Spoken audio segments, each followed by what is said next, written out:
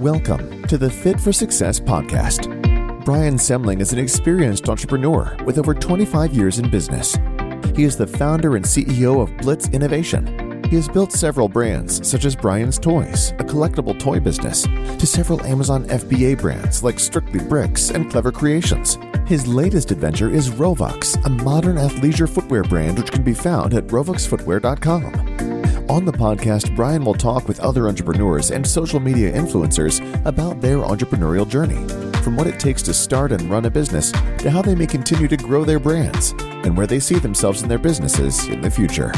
And now, here's your host, Brian Semling.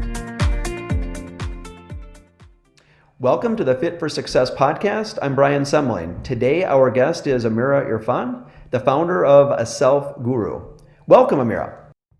Thank you. Thank you for having me, Brian. You're welcome. Yeah, thanks for joining us. So I'd like to get started just to have you tell us about yourself, your business, and how it got started. Absolutely. So I'm a business lawyer and I'm a blogger and coach over at aselfguru.com, where I help entrepreneurs legally protect their online business through my affordable legal templates or working with me one-on-one. And then I also share my own blogging journey, that how I made 6 figures in my first year. And now we have an online business making 7 figures. So I also share tons of legal as well as business tips to kind of help people become their own boss, but while also protecting their businesses legally. That sounds very good. So when did you start your business? So it was 3 years ago that I started. And it's actually a funny story. I was working as a lawyer, for a law firm at the time, and I had been working for like 10 years. But I always wanted to take, my legal knowledge and expertise into the online space. So as you can imagine, like working one-on-one with clients, there's only so many people you can help. But when you kind of take all of that into the online space, then you open yourself up to a world of, opportunities and so many people that you can impact and help at the time. So I didn't know how I was going to do that. So I just stumbled upon a YouTube video of 2 6-figure bloggers at the time that I, admired. And I was like, hey, they're making money through blogging. I thought blogging was just people's hobby. They're writing some blog posts. I just didn't know that it was something that you could actually monetize. And so I got intrigued and I started following them, and I purchased their bundle to kind of learn the ins and outs and how to start a blog, how to make sure to monetize and things like that. And then honestly, the rest is history, So you started it, and did you have more or less instant success with your blog? It kind of sounds like you did, but was it instant, or did it take a while? Yeah, in my case, I don't know if I want to say instant, but I did work really hard because at the time I still had my full-time job as a lawyer. So I was working during the day in the law firm, and then I was only able to give about 4 hours a day to my blog. So it was a very long day for me, like 16-hour shift between my day job and then coming home and working on my computer to start my blog. So, but even with that, I started launching my products. And so with affiliate marketing, my own products, I made the very first month, I made like $1,000. So I knew that there was a lot of potential. So I was already making money, gaining some traction.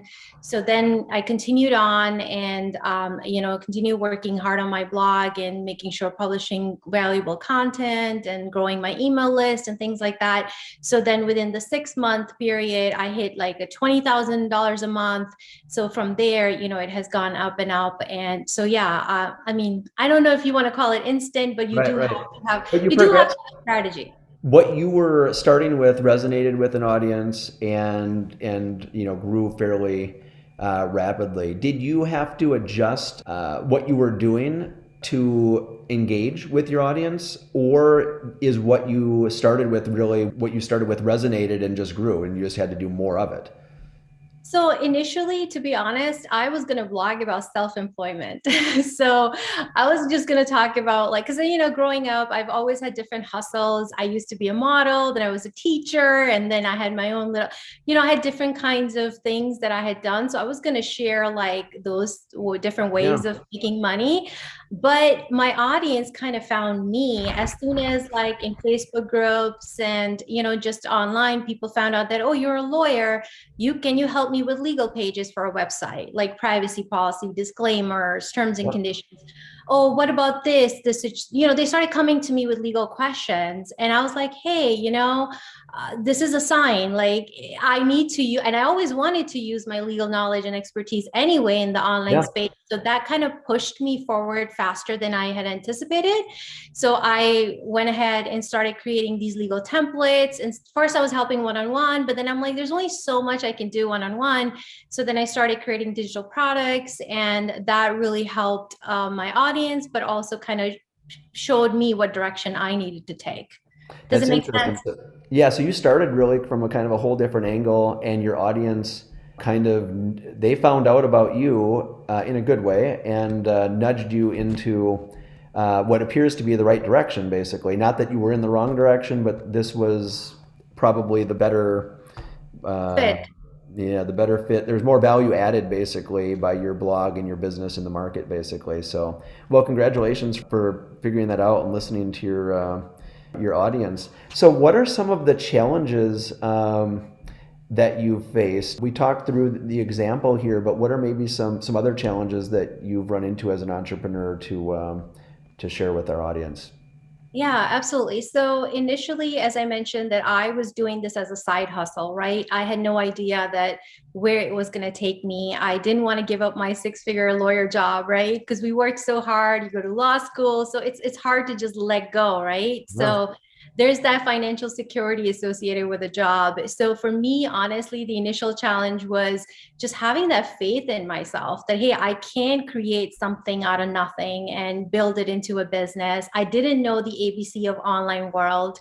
So that was a challenge, the tech part of it, learning the online marketing. It's very different than meeting someone face to face, and just it's a whole new ball game altogether, as you know already.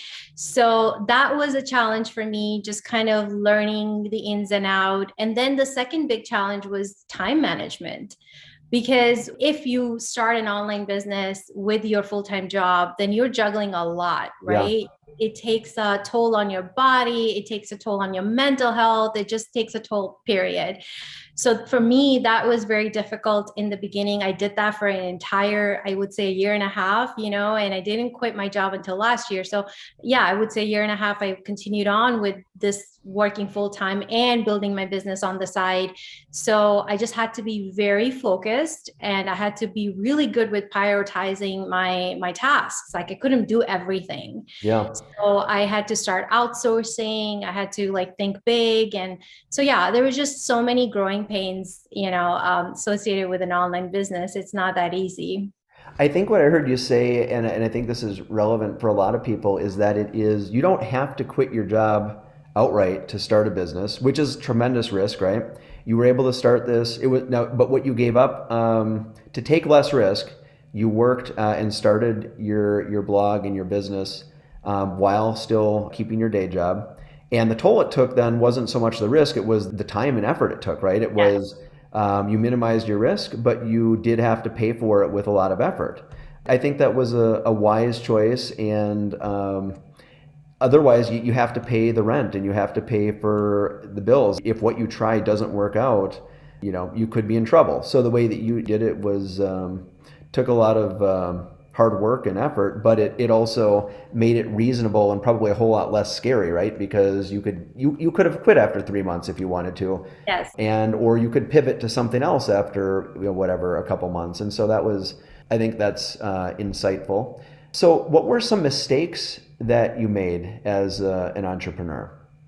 So I would say the first mistake I made was that I tried to do everything on my own in my first year. I didn't start outsourcing until my second year because once again, as you just mentioned, transitioning from a job mentality to, a business, it's a whole different ball game altogether. And you just have to, it takes time for you to realize you just want to do everything.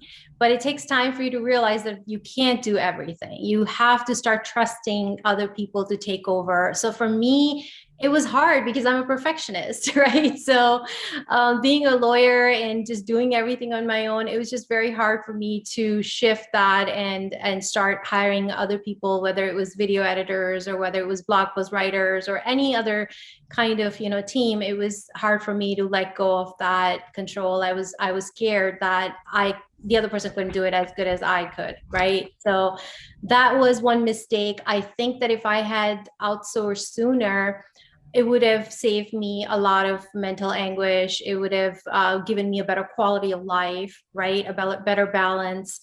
And so to me, that was just something that, I needed to clear and learn on my own. The second mistake I made was that I didn't focus on SEO, even though as a blogger, it's so important. I don't think it's just as a blogger, but it's just overall as a business owner in the online space. It's so important to learn SEO. You want to make sure that if you're writing any piece of content that it ranks on Google. So I was focusing on, Pinterest and some other avenues of getting traffic, but I wasn't focusing on SEO because once again, there were only so many hours in the day. Yeah. I couldn't do everything. So I just kind of prioritized and did whatever I could. So these are few things that really hurt me. And then, once I did start outsourcing people, then we had to go back and fix the blog post and, all of that stuff. So that just was time that was wasted. Yeah. So just being willing to look outside yourself to find, Yeah. whether it be independent contractors, other companies that provide services, maybe employees eventually, but people who could help share the work and grow the company. What companies or entrepreneurs inspire you? So I have been in the blogging niche. So I have I have Create and Go outside of the blogging niche. I love Amy Porterfield. She's great. Tony Robbins is my, all-time favorite self-help guru and someone that I really look up to. So yeah, I mean, there's so many. It's hard to just name one or Yeah. two, there's so many. Cool.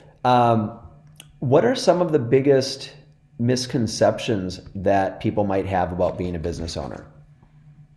I think the first thing is that people think it's easy and people think that they can start making money right away. And so they don't really expect the amount of work that it's going to take, right? So when you go to a job, there is that security. You're done after, a certain period of time, like whether it's 5 o'clock, 6 o'clock, there's your cutoff. You have time off on the weekends and things like that. But as an entrepreneur, you're wearing multiple hats and you're also working almost 24/7. Because I'll give you a recent example.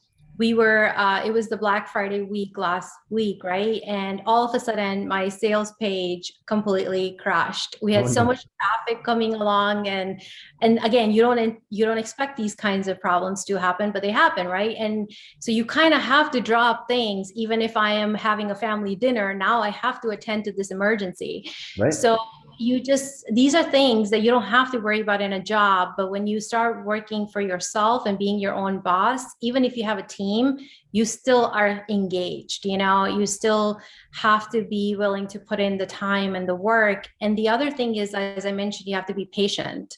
So a lot of people give up because they don't see that instant success, or they don't get that instant gratification, and then they give up. But I think it's really for someone who has to think long term, and you have to be patient with your own Yeah. self. That's really good. So you have a large following on social media. How has that benefited your business?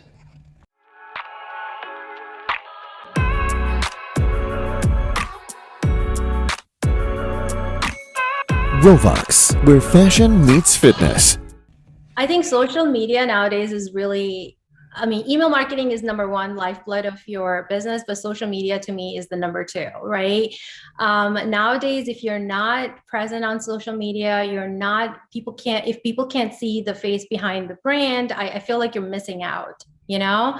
So for me, it has helped me a lot, especially in the initial stages when I was a nobody and people didn't know me. It was really the Facebook groups that I started, engaging in groups where there was my target audience.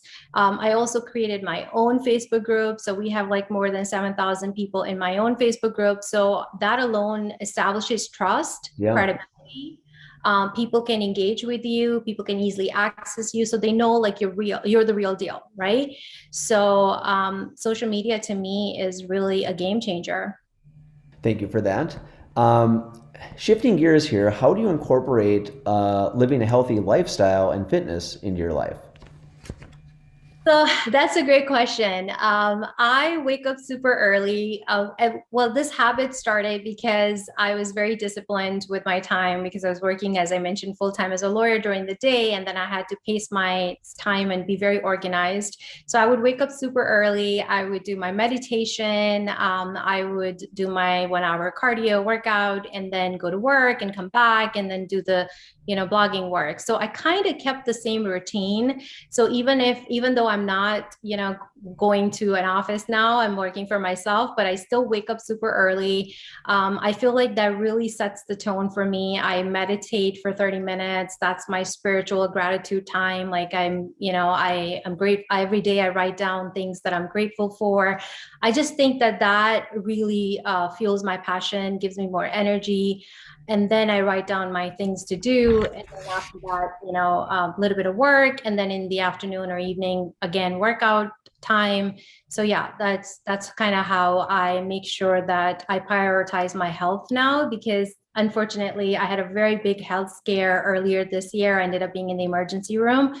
So since then, I have really cut down on the number of hours that I work, because if it were up to me, I would work all the time because I'm a workaholic and I love this work. It's my passion. But I've told myself that no, health is your wealth. And I have really slowed down to take care of myself, making sure I'm eating healthy, making sure that I'm squeezing in that meditation and then those workouts. Yeah, so a good balance and a good lesson, perhaps for others. You want it. You have to kind of be intense and work hard, but you at the same time have to figure out a way to take care of yourself so that you don't end up in trouble, basically. So Yeah. good deal. Where do you see yourself professionally and personally in 10 years? That's a great question. You really do know how to ask the right questions. So, Brian, I honestly don't know. I haven't thought that far ahead, but perhaps, retiring. I don't know if I'm going to do this forever, but at this time, whatever trajectory my business has taken, it has been dictated by my audience. Like, I am the kind of person who's just kept an open mind. And whatever my audience wanted is what I did. So, just to give you an example, as I mentioned in the earlier, that I created legal templates because that's what people wanted from me. They wanted some sort of a product, some solution to their legal issues, Yeah. right? So I created those products. But since then, I have a legal store now of, I don't know, about 30 different templates and bundles and things like that. But every single one of them were created because somebody or multiple people reached out asking for it. So that's the kind of mentality I have when it comes to my business. I kind of do whatever my audience wants from me. So if tomorrow there's a demand for something else or a request for something else, then that's the direction I'm going to take. So I go with a very Yeah. open. It kind of sounds like that's from the very start. Basically, you literally started in a different direction, and a lot of businesses start that way, by the way, too. And then that you end up, you either can go the route that you're going, which probably won't be as successful, or you can listen to the feedback of your customers and your audience and kind of start shifting towards Right. where listening to them and engaging, and that's really worked. And your point is that's what you'll continue to do, probably, is just continue to follow Yeah. your audience. I will say you seem way too young and motivated to retire in 10 years. Now, maybe you could retire in 10 years, and that's a different thing. And you could certainly work less or pull back or change your priorities or what have you. But uh, I don't see you just kicking back at the beach 365 days a year starting in 10 years. Not that there's anything wrong with taking some time off either. Right. All right. So Just kind of looking at your business, do you have any? I had a number of my own businesses and still do over a 27-year period, started while I was in high school, actually. Do you have any questions or any advice that you might be looking for? You mean in general? Feedback. Yeah, anything in particular for your business that that you'd like to run by me? Yeah, I mean, I would love to know more about like your history. You mentioned you've had businesses for a while, but like what has been your primary motivation or why different businesses? Yeah. Down on one thing. So we, I don't want to spend too much time on myself for your interview here, but to give you an answer, I think that it's in my DNA to be like a serial entrepreneur, to just always want to be building and creating. I started my first business buying and selling collectible Star Wars toys while in high school back in the 90s. I've created brands of products selling on Amazon, like Strictly Bricks was a brick construction Lego compatible toy brand. Clever Creations, a home Christmas decor brand that sells primarily on Mhm. Amazon. My most recent acquisition actually is Robux Footwear, which is an online sneaker company. So I think I've always been engaged in kind of online slash remote sales, basically. Right. Maybe partly because I've born and lived in rural Wisconsin where there aren't a lot of people. So if I want to engage in significant business, I have to do that. I either have to move or make it a global type of or a Yeah. business. So yeah, so that's so I've always been interested in kind of starting and growing businesses, and my businesses have typically been product related, as opposed to yours is like, sir, you've got products which you Yeah. create virtually, I think, and your services. So there's definitely similarities with email lists and marketing, and some differences where you're selling your expertise, as opposed to what I've typically done is sell products. So Yeah, makes sense. I mean, that's the thing. That's the beautiful thing about online, right? There's so much you can do, and there's so many different ways to monetize. yeah, so maybe just to, just to go back to my question and maybe just to sum up like some advice is, I think that we've already talked about this, but your approach of listening to your audience Yeah. and letting them guide you, and maybe not every single person, 'cause sometimes people might have some silly ideas or what have you, but as a group, like as you hear more and more people who are your trusted customers, paying attention to that is, I think, you really have the pulse on your business. And so continuing to do that certainly seems like a sound strategy. It sounds like almost all of your products have come, if not all of your products, have come from Yep. customer requests combined with some Yep. of your know-how and experience to say, not, this is not just a one-off, this is a customer request that, hey, I bet other customers could use this. So it seems like that strategy is working, and letting your audience continuing to engage. So I mean, I think that's just a sound strategy. I don't know that that's anything particularly earth shaking there, but I think just kind of giving you, I think, confirmation that what you're doing is working, and keep it up. I think those are good instincts, and your audience appreciates that, and that will help you grow your business. Right. And also, honestly, it leads to repeat customers too. You know Yep. what I mean? Because the key is you want to retain your customers. You don't want it to be a one sale customer, right? Like you want to have repeat customers. And I think when you really listen to your audience and you see what they want, especially if they're like in my case, they're bloggers, freelancers, coaches. I have, I basically anyone with an online business, I can help them with my legal templates. So when you listen to them, as you just mentioned, it's not a one-off thing. There, if some one or two people are asking for a particular template, then you know that there's a market out there for it, right? So, and it just leads to repeat customers too, because they see that you care and you're creating something for them. So they're not going to just buy one template from me. That I have customers that bought like 9 different products Yeah. from me. So that also helps a lot, in the long run. Something else that comes to mind is and you're likely already doing this, but with your team of people, your employees or contractors that work for you, just it comes through very authentically. So I don't think you even probably have to try, but just to encourage them to be the same way, basically, that it's in not only your DNA but the company's DNA, and other people that are working with and for the company to encourage that behavior basically in your team of people, which makes sense that you may already be doing that, but just to be proactively thinking about that and kind of almost making that a strategy, if you will, to say that's, it makes sense, but it's a lot of companies maybe aren't as close to their customers or as engaged as you are. So that Right. really gives you, I think, a And competitive advantage, an edge, exactly. And so you have that, and to just keep it going. And as your business grows and you have more people working with you, that they understand that that's part of your edge and that they're part of that process. So now maybe it's not just you, but that person working over in Department XYZ is filtering, is working with customers and bringing those ideas back to the whole team basically, and just keeping that pulse on the business even as it grows and scales basically, which I think admittedly can be challenging because when you start, you literally talk to all the customers and you do all the posts.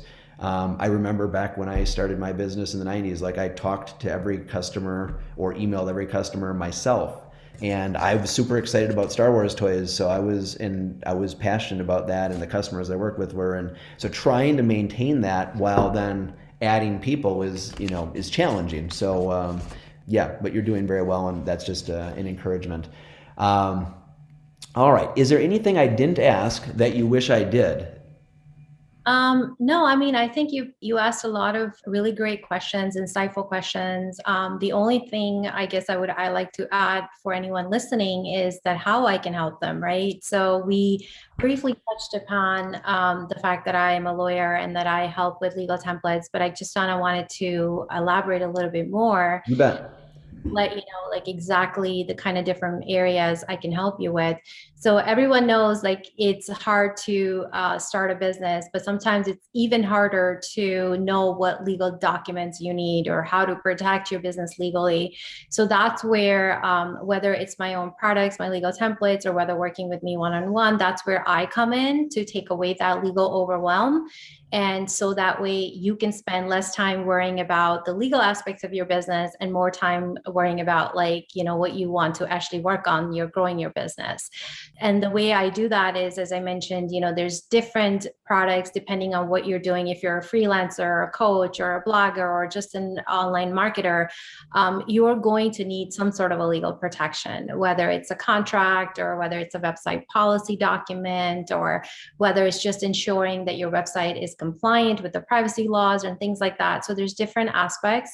And I just would love to encourage people to make sure that you get in touch with whether it's me or anybody else to make sure that you're protecting your blood, sweat, and tears with the legal, legal foundations that you need. And where specifically can viewers go to find you? So they can easily visit me on my website, aselfguru.com, or they can even join my Facebook group, which is also the same name, A Self Guru Biz Blog Community. In the Facebook group, you can directly interact with me one-on-one. On the website, you can visit the legal store page and you can see all the different templates we talked about. And then there's a work with me page as well, where if you want to work with me one-on-one. So you have plenty of different ways to get in touch with me from my website. Great. Well, thank you very much for joining us today. I want to thank you for your time. And I'm Brian Semling. This is the Fit for Success podcast. Thank you so much, Brian, for having me. It was awesome talking to you. Same here.